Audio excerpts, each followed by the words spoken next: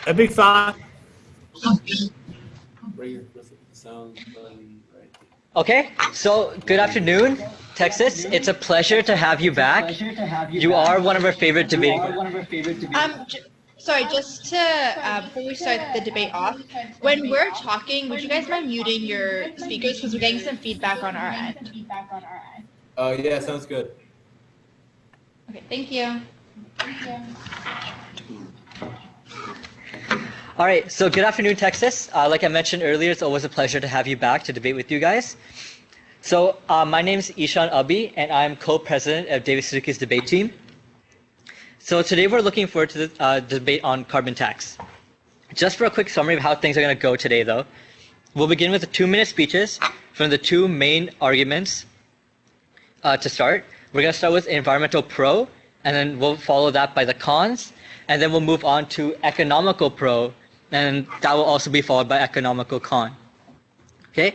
After the speeches, we'll enter straight into a rebuttal period that will last approximately 25 minutes, ending at about 4:15. Around 4:10, so 5 minutes early, I'll give everybody a heads up that there's only 5 minutes left so that we can squeeze in a few more points from either side. And then we'll move on to the conclusions that will eventually end the debate. Okay, so I'm going to start off with our environmental speech now. Okay, so implementing a carbon tax is important for the environment. It's important for the environmental reasons, being that it encourages businesses and civilians to use more renewable clean resources or look for alternatives. Having a tax on carbon also creates social efficiency, which means people are becoming more aware on the current environmental issues. And if there were no carbon tax implemented, then it could lead to more dangers of climate change. Firstly, encouraging businesses and civilians to use more renewable resources is important because of how harmful carbon actually is to the environment. Carbon dioxide is a common greenhouse gas, which makes the planet warmer and is one of the leading causes to climate change. By implementing a carbon tax, people would want to switch to other alternatives such as solar, wind, and hydro-powered sources. If people are switching to using more renewable sources, that means they're also becoming more socially aware of what's happening with the environment. This especially makes businesses more aware since carbon will be priced higher, and then they will reduce the amount of pollution that they create. A carbon tax is especially needed in a country like Canada because federal scientists said Canada is warming twice as fast as the rest of the planet. With the government's carbon tax plan, carbon pollution could be cut in Canada by 80 to 90 million tons by 2022. Therefore, it is evident through the government of Canada how our carbon tax can actually help preserve the planet from something such as climate change. Without a carbon tax or any social awareness, there is an environmental risk of the Earth's atmosphere rising, with the Earth's atmosphere's temperature rising. And that can actually lead to higher risk of disease. So the National Geographic also reported in February 2019 saying that air pollutants can directly contribute to the climate change, and that extreme weather and food supply disruptions and any other effects that cause an increase in greenhouse gases not only impacts the planet, but they also have a negative impact on health as well. So overall, it is clear that without a carbon tax, it not only will impact the planet negatively, but it will also impact the health of civilians. A carbon tax is important because it can help sustain the environment and encourage businesses and civilians to look for more renewable resources and bring more social awareness. To conclude, without a carbon tax, most countries will continue to rapidly see a threatening shift in their climate change. Thank you, and then the con side can now start with their speeches. Go.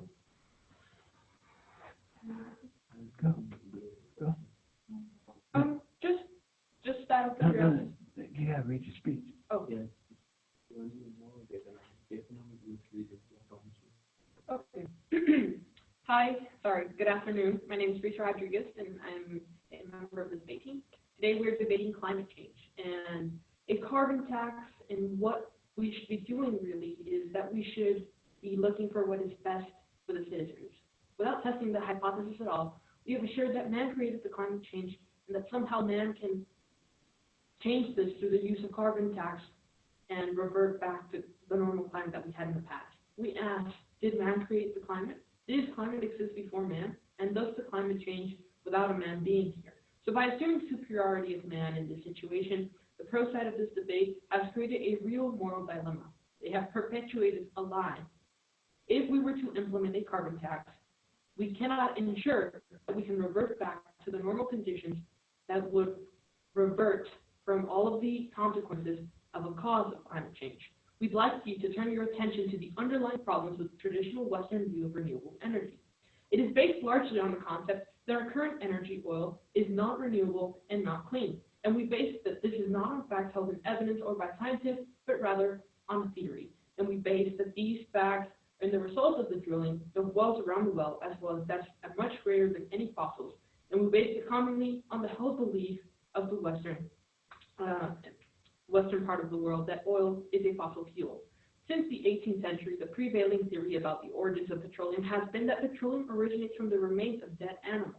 Ask any American expert in geology or almost any other scientific field. You could even ask any man in the street and he would tell you that petroleum comes from dead dinosaurs. And this is not science, it is fiction.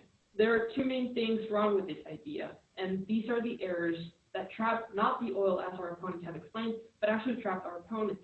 First, oil is often called a fossil fuel, and the idea being that it comes from formerly living organisms. And this may have been plausible, as the theory suggests, but how could we have oil from fossils or decomposed former living matter if it exists in rock formations far below layers of fossils in evidence today? Second, petroleum originating from the plant and matter decayed by bacteria, similar to bacteria that decays in the backyard garden and compost piles, would resemble a microbial product. Instead, petroleum is chemically similar to a pure hydrocarbon that has been contaminated with microbial material. That contamination occurred as petroleum seeped upward through rock and now known to contain enormous amounts of bacterial life. In moving upward, petroleum also collected helium, explaining why oil wells are such rich sources of helium. Clearly, there's a problem here. Our opponents are wrong, but they believe that they are right. So how could this be and how could this happen? You may be asking yourself. Well, this is what created it, and that's our educational system that has perpetuated this story for the past 100+ years. The problem is not oil. The problem is rather our educational process. Dr. Martin Luther King Jr. explained it like this. Education must also train one for quick, resolute, and effective thinking. To think incisively and to think for oneself is very difficult. We are prone to let our mental life become invaded by legions of half-truths, prejudices, and propaganda. At this point, I often wonder whether education is fulfilling its purpose. A great majority of the so-called educated people do not think logically or scientifically. Even the press, the classroom, the platform, and the pulpit in many instances do not give us the objective and unbiased truths. Outside of the US, the UK, and Canada, we have to commonly accept the belief that oil is both clean and renewable, and the US based the notion that oil is not renewable and in fact came from decayed animals and plants on a suggestion in the 18th century. We should not continue to follow this theory. Forget the fact that it's just a theory that has never been proven. Basically, there's no evidence to even uphold it. For our definition of oil in this round, we'd like to use the Russian definition of oil that was developed by the old USSR in the late 1940s when the Soviet military put great pressure on the government to provide secure sources of oil in case of a war with the United States. The pressure to leave no possibility unexplored overcame by the normal resistance to exploring new ideas that challenge currently accepted scientific theories. By 1951, the Russian scientist Kudryavtsev assembled a modern abyssal abiotic theory of origins of petroleum. What we should be doing today is to embrace the abiotic theory that has shown to be superior and has shown to have overwhelming evidence of being true. The proof of our superior position today is that over the next half century and continued into the 21st century, the Soviet Union and Russian oil industry employed the abyssal abiotic theory and went from being one of the poorest countries to being one of the greatest exporters and richest countries in the world. Thank you. Okay, thank you so much. Now we'll be moving on to the pro side for economics.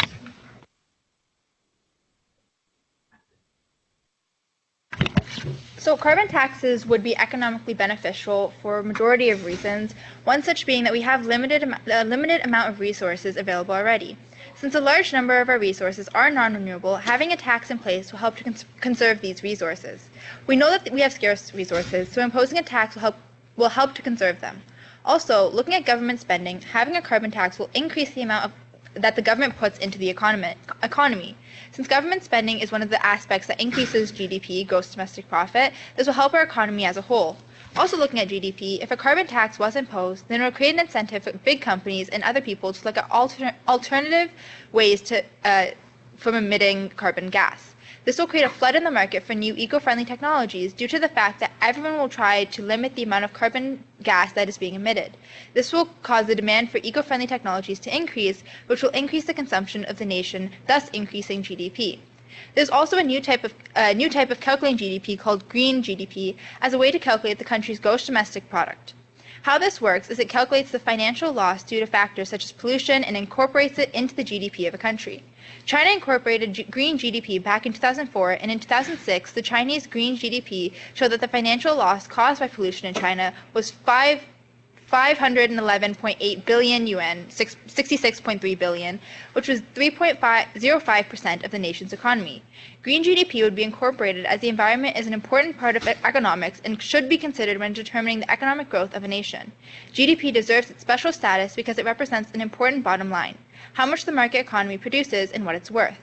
Other accounts depict inputs to production, for example, labor and capital, but GDP gets right to the point. It measures the economy's if the economy is growing or shrinking. If a green GDP could be calculated, it would get right to the point, describing the state of the nation and its worth. And so, therefore, it will help to increase a company's incentives to invest in eco-friendly technologies. And if we were to look at green GDP, it would show the real worth of a nation. Therefore, having a carbon tax imposed will help the economy and will help us to give a more accurate representation of how the economy is doing in the recent years, because the environment should be a main aspect in considering an economy's, the state of a nation's economy. Thank you.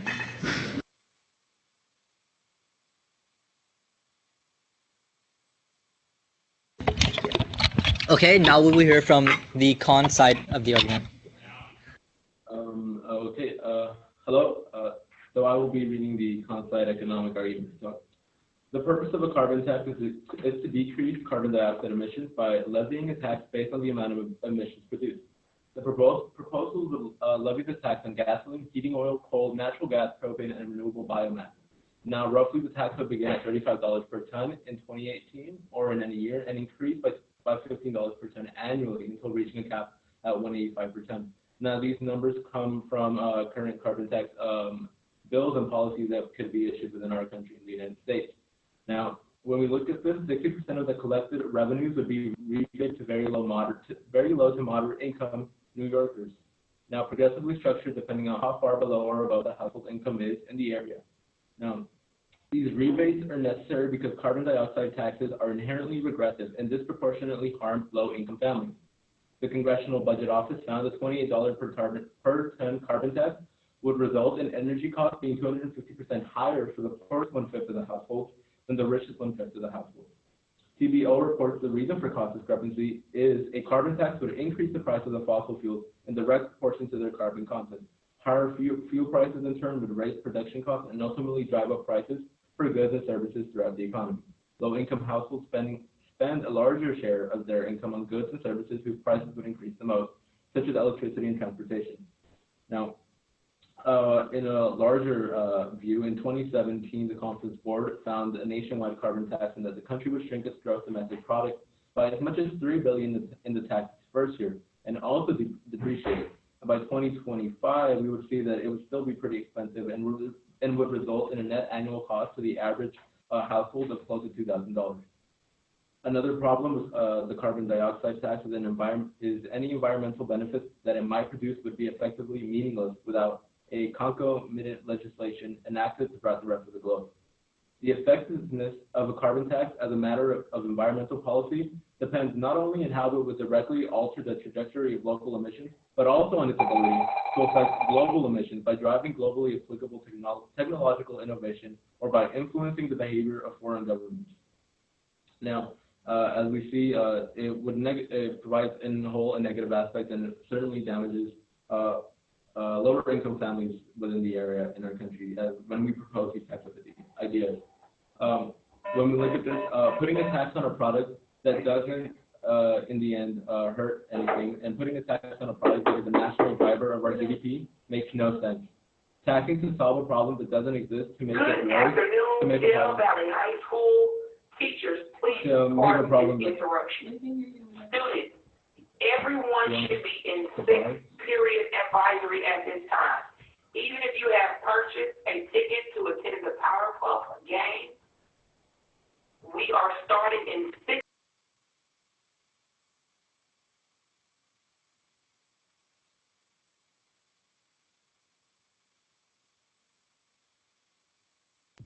okay. Go.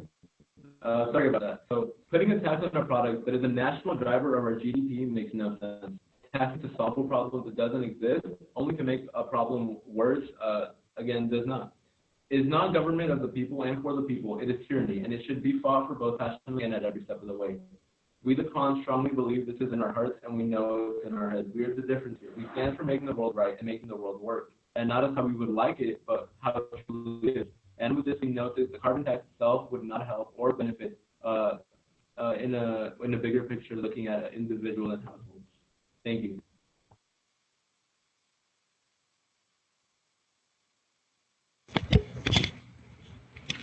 Okay, thank you. Now we'll be moving straight into our 25-minute rebuttal period, which will last until approximately 4:15. We'll start with the pro side, and I'd like to mention from the environmental arguments that the opposition actually stated there's no proof that implementing a carbon tax will help the environment in any way.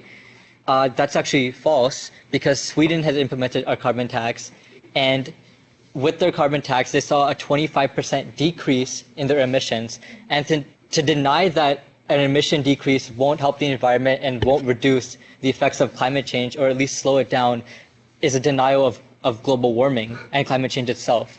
So the fact that Sweden was actually able to reduce its emissions by such a significant margin by setting a tax shows that it does actually help the environment and will slow down the effects of global warming.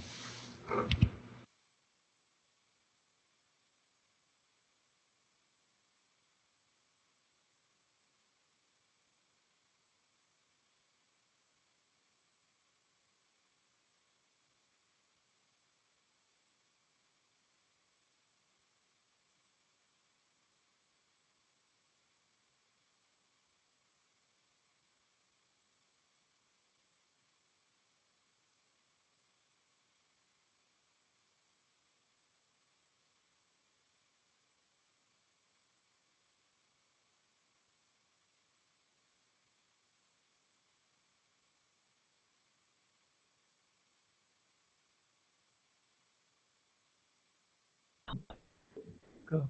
Okay, sorry about that. We were having an announcement. Okay, so going back to your claim, as our previously partner who was here stated, the reason why we said that there is no benefit between a carbon tax and the reduction, or the reason there is no connection between a carbon tax and climate change is due to the fact that, as our partner showed, these are all theories.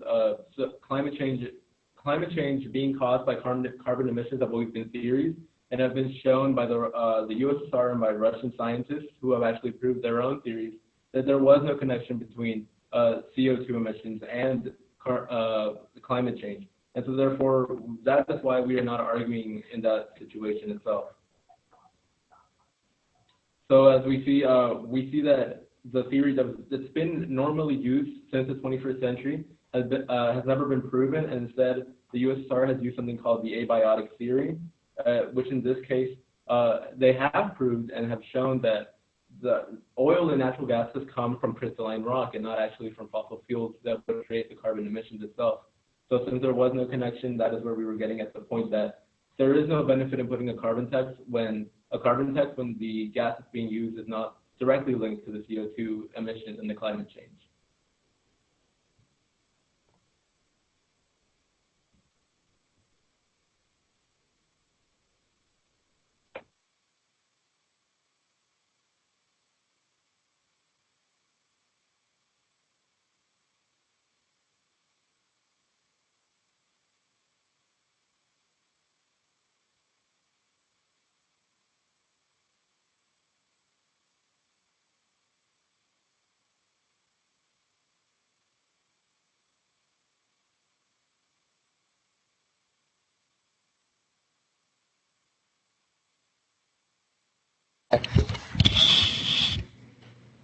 Okay, can we come to an understanding here?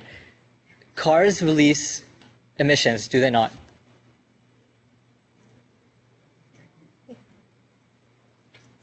It's a question. I'm waiting for. Okay, well, they do. Cars do release emissions such as CO2 and other gases. And can we also not agree that CO2 and these other harmful gases that cars emit are greenhouse gases? Because if your answer is yes, which it should be, because cars do release harmful greenhouse gases, then a carbon tax on the gases that cars use to run at least will reduce the effects of climate change. Right? To deny the fact that carbon or the gas we use or the gasolines we use don't actually release carbon emissions is to deny that cars release carbon emissions, which is a well-known fact. Okay, you stated that the gas is the one that's causing the carbon emissions, and as our partner previously stated, there was a link between the actual fossil fuel itself, which is what the carbon tax that we've been looking at shows. The carbon taxes that we've looked at go to target fossil fuels as being the issue with carbon emissions, and that's why she stated the abiotic theory, in which it states that fossil fuels have no direct link to carbon emissions itself. So your idea was that the gas itself is the one causing the carbon emissions. We're stating it from a viewpoint where the fossil fuels from the series we've looked at have not caused any climate change, and so therefore the carbon taxes wouldn't really be beneficial in any way. Like you mentioned though, the abiotic theory is just a theory, right? What is well-known fact is that Sweden's carbon tax. Pardon? Okay, so there's a difference between one theory that was proposed many years ago by an American scientist who stated that fossil fuels came from that gasoline and oil comes from fossil. And there's a difference between the abiotic theory, which has been proved, that oil itself comes from crystalline rock, and it's been proved by the USSR countless times, and that's where most of the oil that the Russians get comes from. That most of it comes from crystalline rock itself.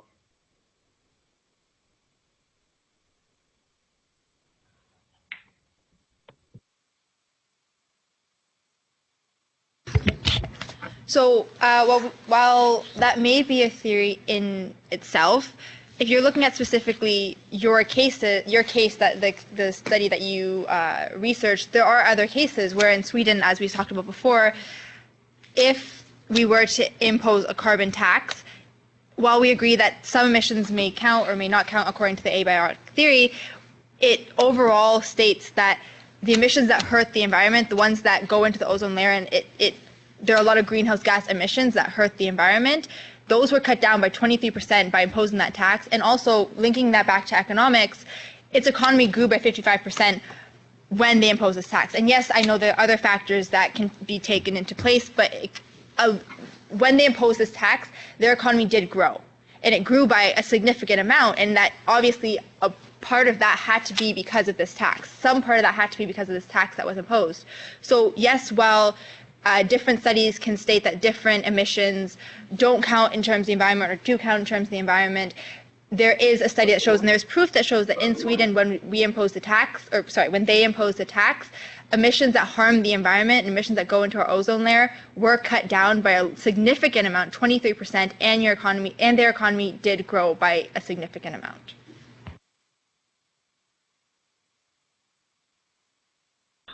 So, okay, those are two very different theories, or two very different studies. Your study that you brought up is just discussing, and it's just looking at the reduction of carbon-2 emissions. The study that we looked at and the theory that we've been looking at looks into whether or not fossil fuels have a direct link to CO2. So again, those are two very different theories that don't actually add up together. And then when you look at it, there is an importance if you're saying that there are different CO2 emissions and that the different products create different CO2 emissions, because how can you imply a carbon tax that would be able to effectively target all of that? And that's where I guess we fall in between of an issue in a sort of way. An issue of education, and with our point, we like to impose these new studies and basically update, the educational system in adopting a new science-based curriculum, which allows these students to be able to actually see what's going on in the world and not be fed these false claims.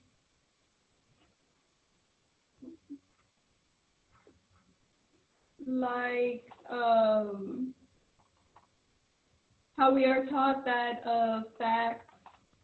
these facts without proof, and that there are questions that aren't being answered, and that there's a big hole in the educational system that are not answering the questions when it comes to carbon, and this carbon tax argument just opens up those factors. As we see here in America, there are many, like I said, holes in the educational system, and how we rely on other people telling us stuff. And with this new proposition that we're giving and updating this, we will be able to make sure that people will do their own research, and also make sure that they're encouraged to do so, and not just, again, going back into the basis of just hearing what these outdated claims that, again, your team has brought up many times.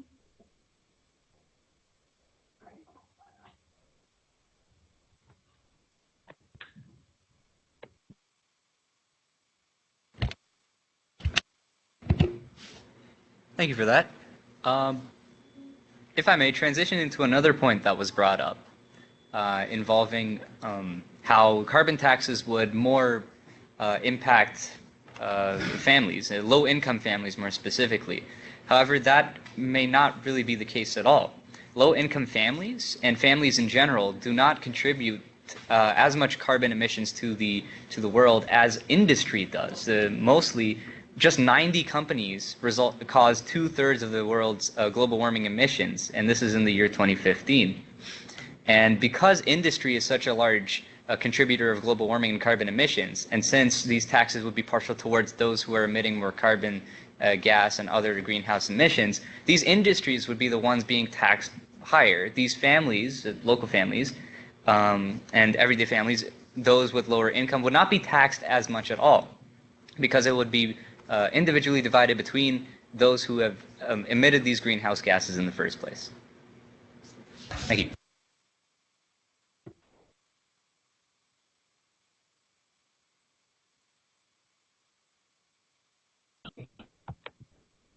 Okay, so again, that fits in exactly with the point that my partner has made, and we have to fix the education system, because what you stated kind of came from not a full finding of facts and a full educated finding of the facts. When you actually look at it, although low household income families don't produce that many carbon emissions, what you have to take into account is that when you put into place a carbon tax, it causes the prices of items to skyrocket up, and it causes things in general to be more expensive for families.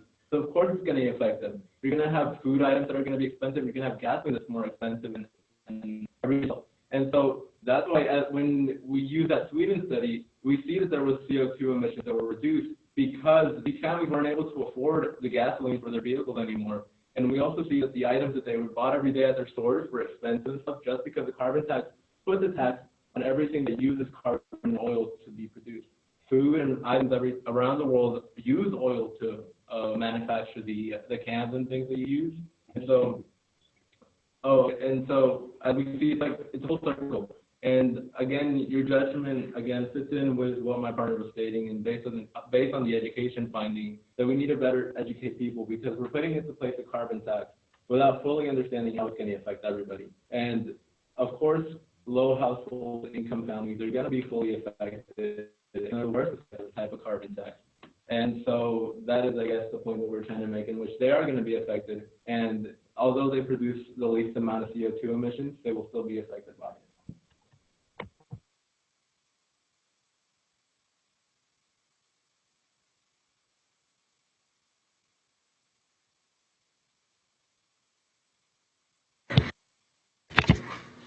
And that is an excellent point. That we have to consider all of these factors. That how would a carbon tax influence the other parts of the economy and other parts of trade?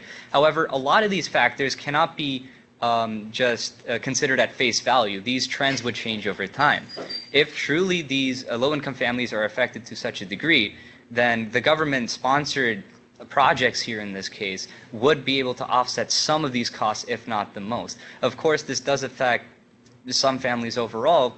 However, the overall impact on the environment and on the majority of households, not only in Canada, in North America, but the world, would see the benefits of such a carbon tax.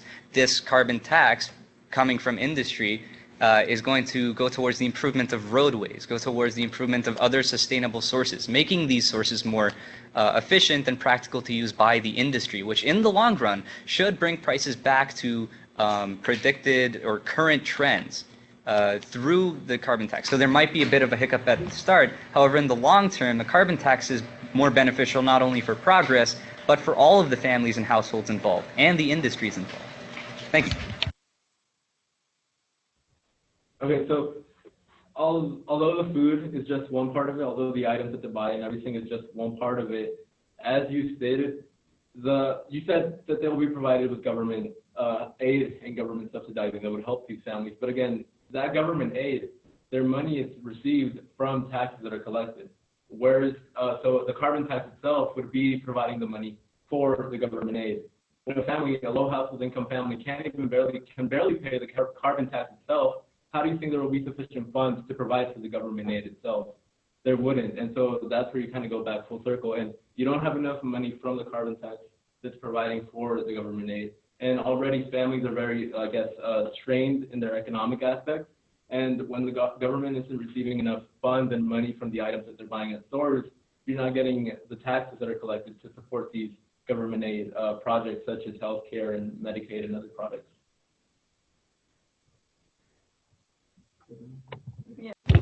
So while it is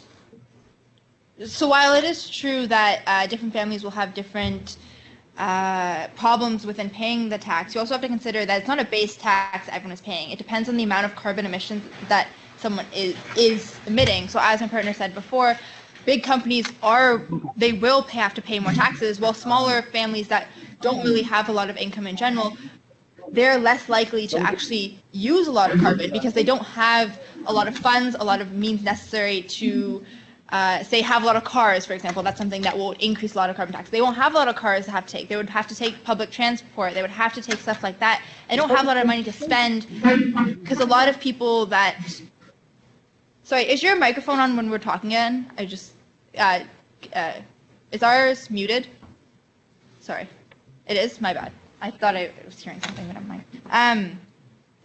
Yes, so the lower income families won't have enough funds to have to pay for a lot of things that do cause a lot of carbon emissions, and so therefore their carbon tax will be lower, and this will therefore cause their carbon tax to be lower to maybe an amount that they would have the ability to pay, and they would get the subsidy, as my partner talked about before, that would help them to pay that off. So maybe the initial amount, maybe that's too high for them, but once they receive that subsidy afterwards, it could help them pay that off in the next run, in the long run, as my partner had stated before. So you also have to consider that these low-income families won't produce a lot of carbon and therefore won't have a lot of carbon tax associated with them because it's not a base tax. It is dependent on the amount of carbon emissions released. Moreover, the carbon tax produced by the low-income families would be below a threshold. And if you're looking at the current model, the current and most practical model of carbon tax, these families probably won't have to pay much tax at all, as it would be impractical to tax families that don't produce much carbon to begin with. The carbon tax would begin at a certain cap. Every family and every industry would be able to produce a certain amount of carbon throughout the year, and once that point is exceeded, tax begins to apply. For industries, that is almost reached every time, but in the cases of families, it probably would not be reached at all. So these low-income families just wouldn't experience the carbon tax to that extent at all to begin with.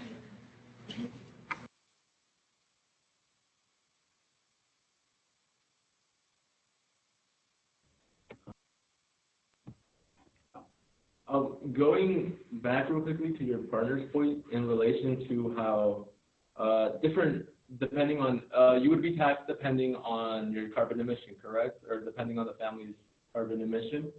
So with that in mind, when we looked at the carbon tax itself being applied in Canada, or that would be theoretically applied into Canada, we saw that they weren't actually giving the tax based on household, but the tax was actually put in place based on territory or area of living. So if you lived in British Columbia or Manitoba, you would pay $6.50, no matter, or that would be a starting base, no matter depending on the family household income, or the family's use of CO2 emissions. And when we saw for people who live in, I guess, Alberta and Nova Scotia, they would have to pay more than $1,000 of carbon tax per year, and that was the base price, no matter whether you were, I guess, a lower income family or a higher income family. And so again, these families are inaccurately and disproportionately being taxed different amounts, and yet they are, and most of these families would be producing the same amount of carbon emissions. So families who are producing the same amount of carbon emissions are being taxed differently depending on where they live instead of how much they're actually using themselves. Purchase a ticket to attend the Power Cup game. Please release them at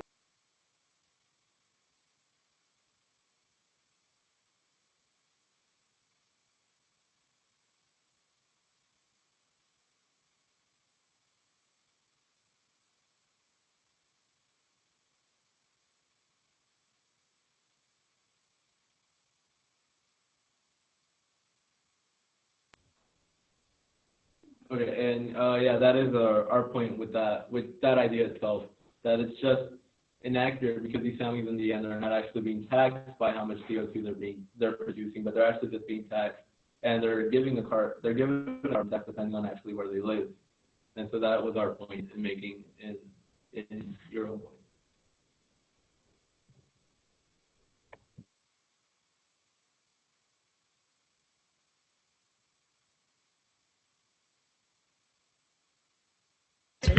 So, so I don't know if we're looking at the same article. I'm reading an article by the Globe and Mail, and they're saying that the average family in Ontario will have to pay $244 direct and associated, but you have to consider that's the average family. They're not saying that everyone will be taxed the same amount. Say that the average family will have to pay this amount of money in Ontario, but it's not saying that every single family will have to pay $244. It's saying that the average family will have to pay that. So I don't know if we're looking at if it's a difference in articles, but from what I'm reading, it depends on, yes, where you're living, but it also depends on the income that province is making on average as well.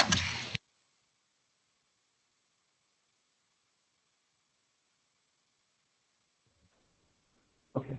Now, just a quick question. Does each province pay that? Or pay differently? Normally, like in general? Okay, tell them where you got yours from.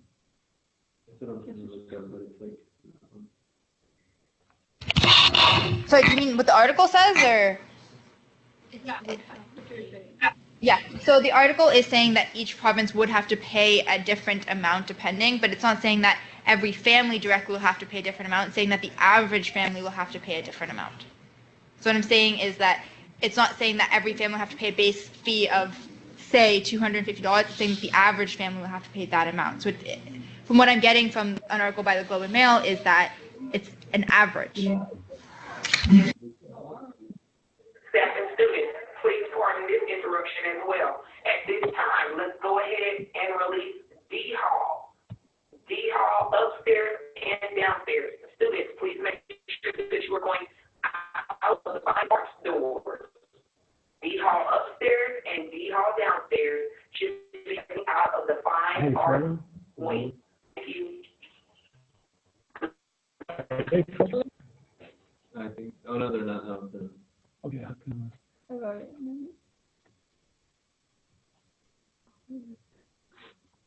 Oh, you can't go to this? No, move the mouse. You're on the wrong screen. Like you moved up on ours. Like go all the way. Other edge. Other edge. Other edge. There you go. Okay. Yeah. Like on the north one. Good. Go ahead. Sorry.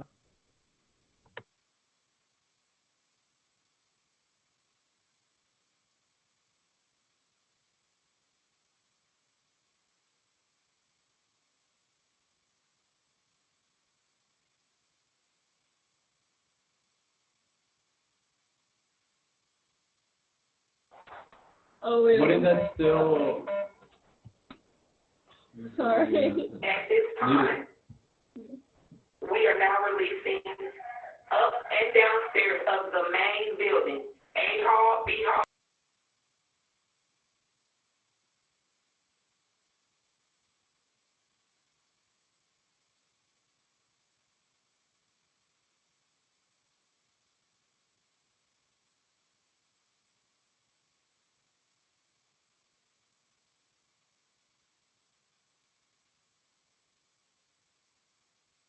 Go. Yo. Okay, so if the average family is still paying that amount, that still means roughly more or less almost every family, whether low income or high income, you're still going to pay roughly the same amount, and you're still roughly going to kind of be affected in the same way. Wouldn't you?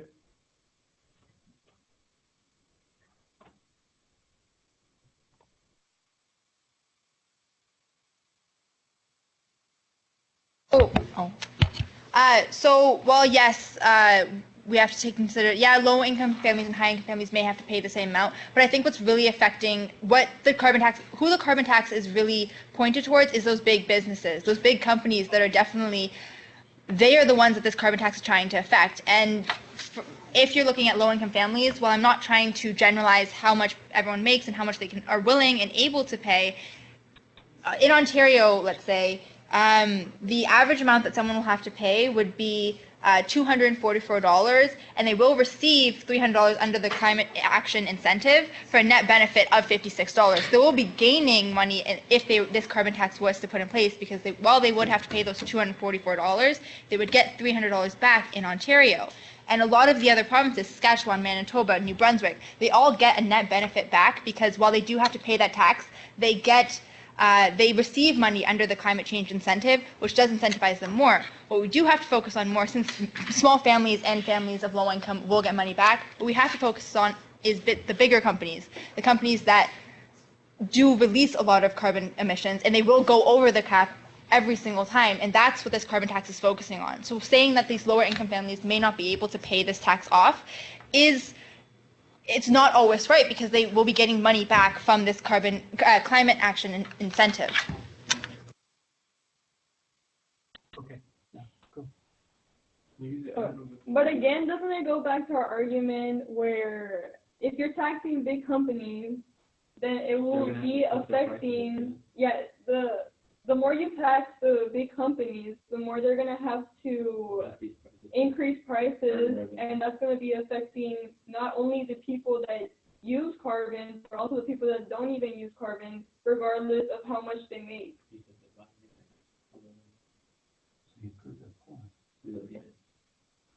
So again, doesn't that, what you just said, just go back into our argument? So while prices may have to increase at the start, it does also incentivize companies to invest in more eco-friendly technologies, as talked about in the opening statements. If we were to impose a carbon tax, there's a way where companies, if they were to come into Canada, because Canada is a relatively large area and they do want to market towards those people. So while at the starting, if you look at the concepts of supply and demand and GDP in a country, there's always an initial shock, and that initial shock will cause prices to go up. But as you look over time, that initial price, while it may have to go up at the starting, if a company were to invest in more eco-friendly technologies, and that would actually lower the amount that they would have to spend, because for the most part, anything environmentally friendly does allow for it is better for the environment, but it's also beneficial towards the company. And so while there's initial shock and it will cause prices to increase, and that may affect families at the starting, in the long run, you have to look at it in the long run and ensure that companies will have to invest in these environmentally friendly technologies that will help them to lower their prices and help general citizens to afford these products.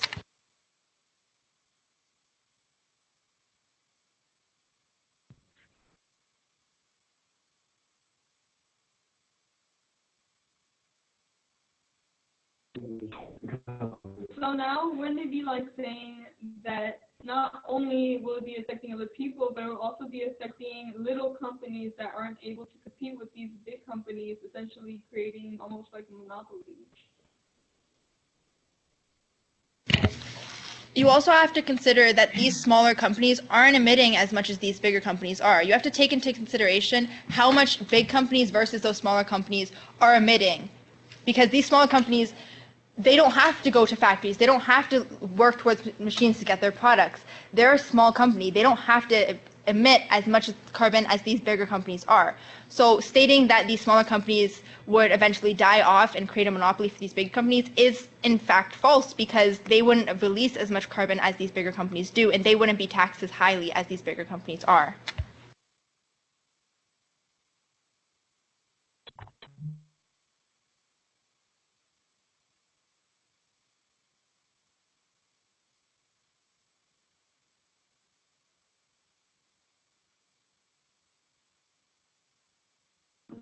Yeah, go. But again, how would you be able to measure how much these companies are using carbon, and how are you going to be able to tax them? There's no possible way to actually measure that and to compare to these bigger and smaller companies. And although, as you stated, maybe smaller companies might produce or will produce less CO2 emissions than larger companies. Again, we're just talking about the biggest advantage that it's providing when you have all these small companies who can't keep up. And so there's no competition left for these big companies, and these companies get the uphill advantage. They get the running start. And you have all these small companies who have to shut down or either reassess or how they work because they just can't keep up. And again, you're giving the advantage to just one playing side of the field, and one whole side is going to be affected and hurt by the carbon tax itself. That's what I was trying to get at. It's just like.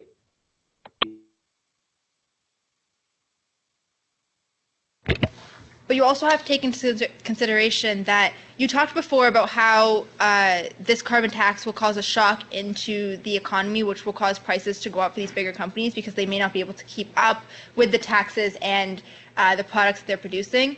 But in the same regards, isn't that contradictory towards the smaller companies, because they wouldn't have to increase their prices because their carbon emissions aren't as high as they were before? So these bigger companies would have an initial shock, which increases their prices, which will benefit those smaller companies because they don't have to increase their prices as much as these companies who are emitting a lot of carbon and have a lot of tax on top of them. So isn't it contradictory towards the point you're making by saying that the larger companies, said before, that the larger companies will have an increase in the general prices of their products, but if they have an increase in their products, doesn't it benefit these smaller companies who don't have to increase their prices as much because they aren't taxed as highly? Go.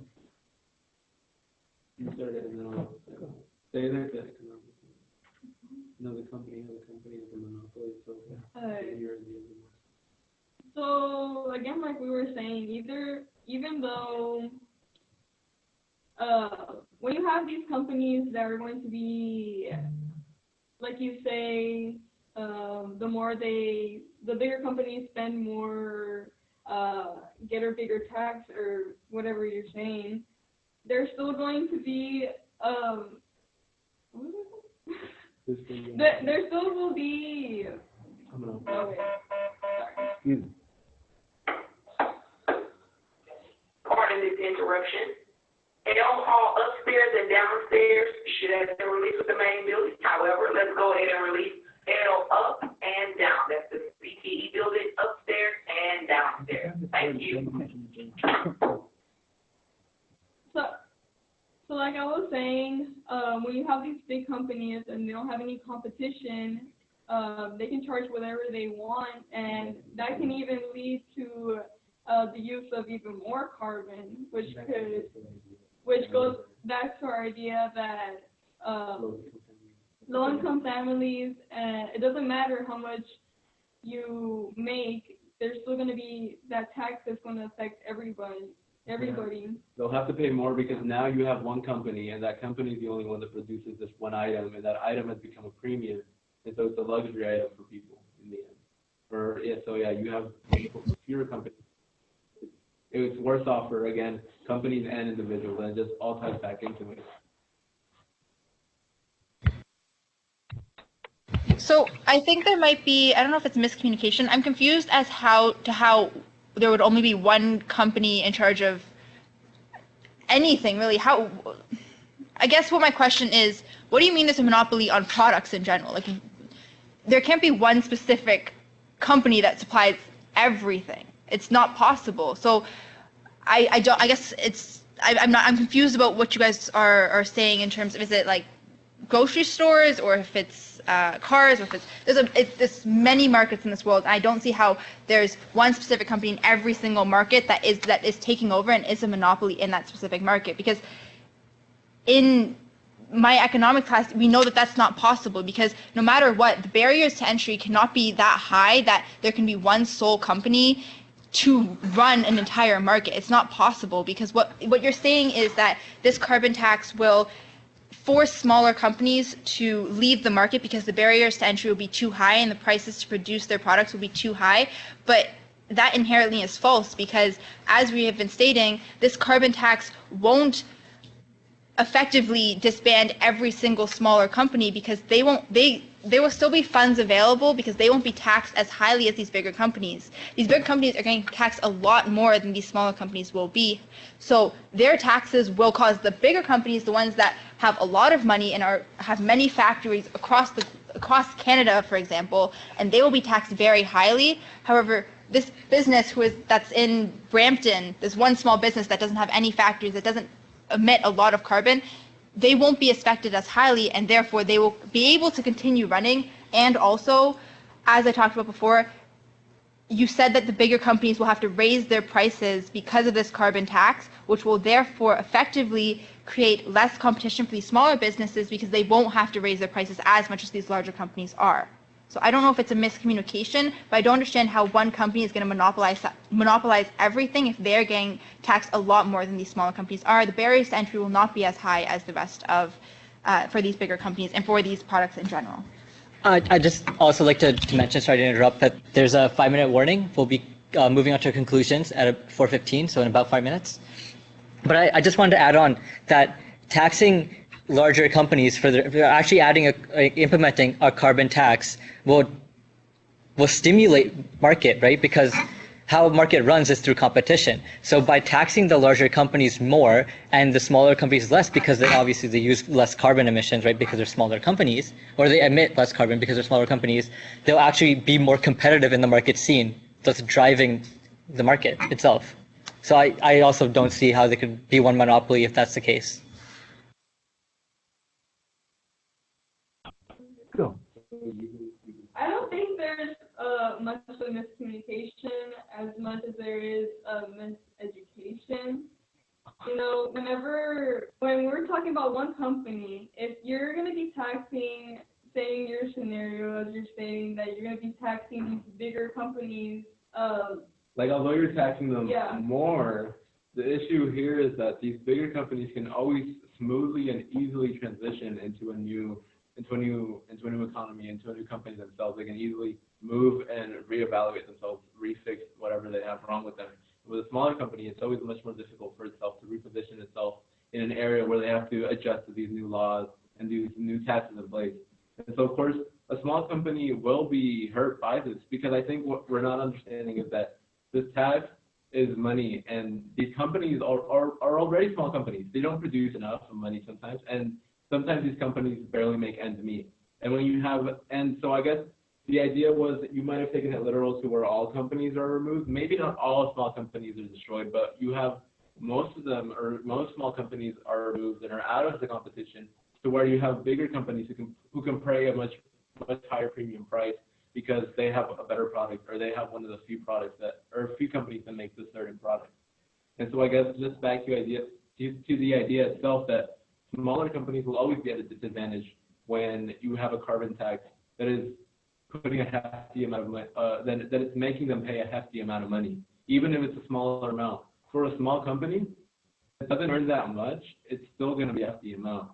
And when we've researched the carbon tax itself, we see that it's supported by many big companies, and these big companies state, although it's a tax that's being pushed on them, they'll always be able to easily transition, and they'll always be able to easily afford it, because these companies already have large revenues and large money deposits they can easily use to fix their own business.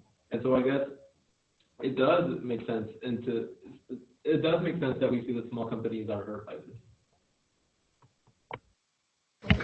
So you're arguing that some companies are unable to make ends meet, and then implementing the tax will actually cause them to file for bankruptcy, right?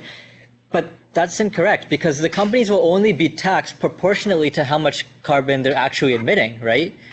If a smaller company is emitting a lot of carbon and not making proportional revenue, then they'll be forced to switch to cleaner options, right? They're not just going to go bankrupt all of a sudden. They'll be forced to compete and think of different ideas on how to make their company more efficient, how to sell their products better. And I think one thing that this carbon tax will do is it will create an incentive for these companies and create incentives for people to enter the market with new ideas on how these smaller companies will be able to keep up with competitive markets. So while I will concede a point that some companies may have to file for bankruptcy due to the fact of this carbon tax because their revenue is not meeting their carbon emissions, it will also stimulate the economy where people will enter the market with new ideas for these smaller companies to generate revenue. I also have a question in terms of, you were saying that these bigger companies will be able to move and reevaluate, and move where? Reevaluate what? Is, I guess, what I'm asking. Where will they move to? I don't know if that was the point, but what are they going to reevaluate? Reevaluate what they're selling, where they are, what kind of product they're making, how they're making it. What are they reevaluating? How are they going to change this due to the carbon tax?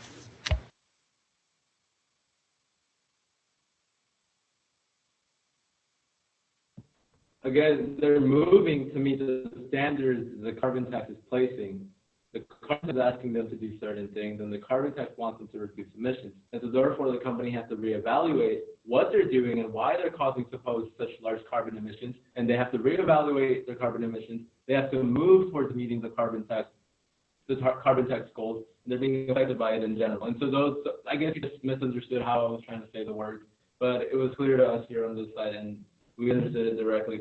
And again, in general, why we're saying that small companies are, it's because as we've seen carbon tax on paper is beautiful, but as we've seen it when we see it actually on websites such as the Financial Post and other websites we've used, we've seen that it's inaccurate. You stated that these companies will be charged a carbon tax depending on their carbon emission. And again, as we've seen throughout various websites and various papers, we've seen in the Financial Post and our health government and the health initiative government website, we've noted that the carbon tax is always going to be inaccurately disproportionate to all people. As we saw in individual households, these families were being taxed differently, and they weren't being taxed accurately, even though sometimes they paid the same amount, or even though sometimes they produce the same amount of carbon emissions. And that goes the same to companies. Sometimes it might not actually be based upon how much carbon emissions they produce, and they might just be solely be charged a certain amount of tax just because the government wishes to do so. And that is where I guess we were arguing that these companies will face the same thing individual household families face, in which sometimes they're not being charged by, or they're not being taxed by how much carbon emission they're producing, but more of just where they are, and by what the government wants to tax them. And so I guess that's the main idea we were going with on this side. Okay, as it is about 4:15, I think we'll take 1 point from either side, and we'll move on to our conclusions. And since you brought it up again, I want to reiterate the point that we stated that the households will be actually getting money back from this new carbon tax, because I brought the statistics before. Ontario per household will have to pay approximately $244, but because of this carbon tax incentive, we'll get $300 back, thereby having $56 of leftover income because of this tax. And that caused you guys to bring up the point of how these bigger companies will raise the prices of these products, which will cause the households to not be able to afford this. So we transitioned that point already. I stated that households will be getting money back from this tax. So by saying that this tax will cause them to lose money and they won't be able to afford it is in fact inaccurate. And then we moved on to the point of how the companies will have to, they will increase their prices, which will cause households to not be able to afford this. But stating again that these companies, it will a main part of this carbon tax is that it creates incentives for these markets to change, and these markets to change in a positive light. Having this tax will incentivize companies and new people and new ideas, and they would bring their new ideas to the market and be able to market these new ideas so that these smaller companies will be able to stay afloat with this carbon tax. You have to take into account that anytime there's a shock in this economy, anytime that there's a change in this economy, there will always be people that bring forward positive new ideas that we haven't even thought of yet. And so by saying that every single or majority of these smaller companies will go bankrupt due to this carbon tax is inaccurate, because you don't know that. And as we've been proven by case in point Sweden having this carbon tax in light, they did succeed. There were small businesses and large businesses that still stayed in Sweden, and they were successful in creating this economy and stimulating this economy. So by having this carbon tax, it will create a better economy and a better environment in total. And that's what I'm saying, is that households won't be specifically affected by this carbon tax, and also bigger companies will not have to increase their prices, which will thereby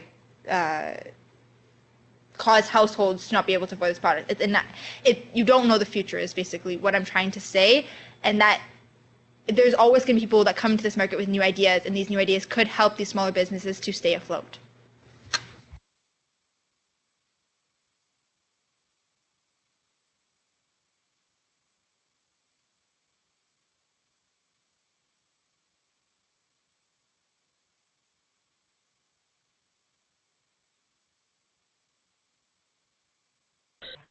Okay, go ahead. Okay, just to make our last point real quickly on your beginning point where you stated that they paid you $44, they get back $300 on their refund due to the fact, due to the money.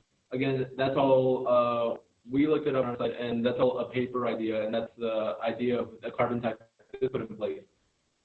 If we saw, when in relation to world data, we saw that in Sweden, they had the same idea, let's give back refunds. And again, they had refunds that they were supposed to give back, and they couldn't complain because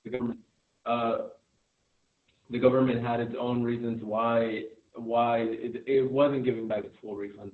And so again, although they might get back $300, or they're supposed to theoretically get back $300, it's not the case at all times. And so sometimes they don't get the full funds that are needed, and then so there are any other.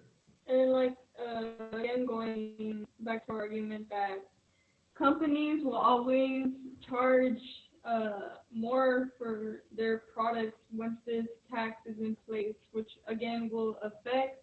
I think this most of our argument really it goes around the basis that everyone will be affected by this tax, and there's a more bigger negative effect than a positive. And again, it just goes back to our educational system and how we as people don't question what we're being taught.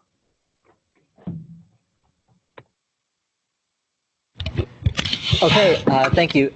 Unfortunately, we are past our allotted time, so we will have to move on to our conclusions.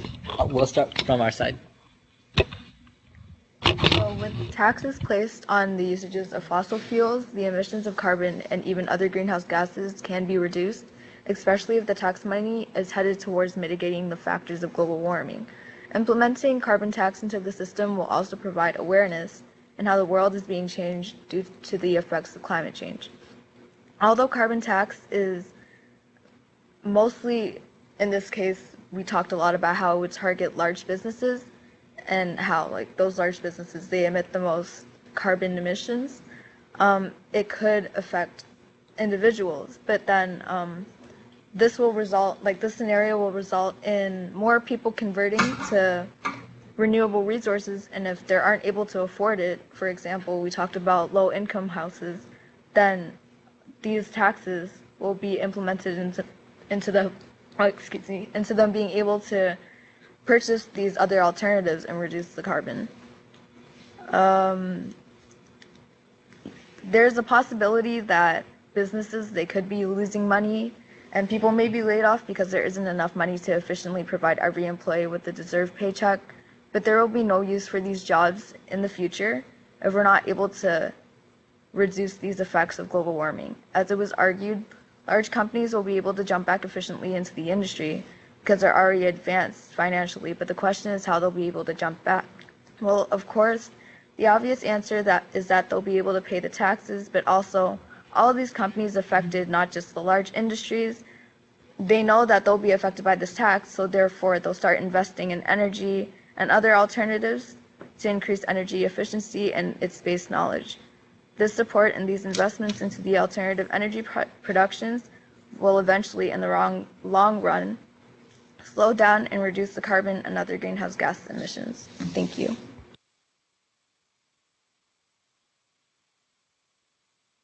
Guys, go.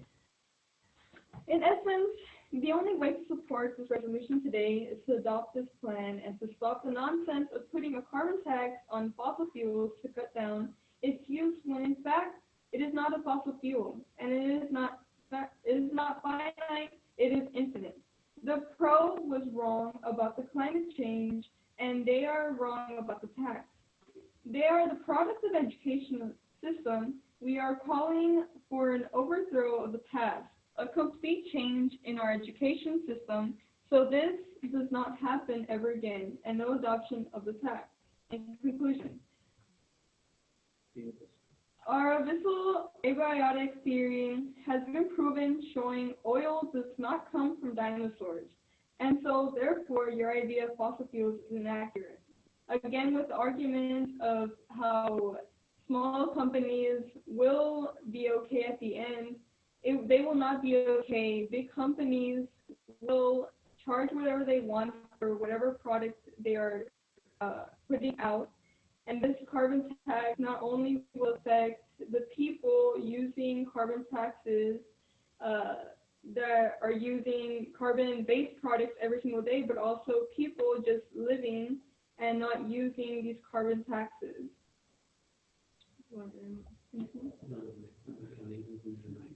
In conclusion. Yeah. And in conclusion, the con side has showed that the evidence that we have brought up backs up our conclusions that again there's no research, there's no factual research that is behind fossil fuels, and that carbon taxes should not be put into place because there's no reason for them to be put in place in the first place. Thank you.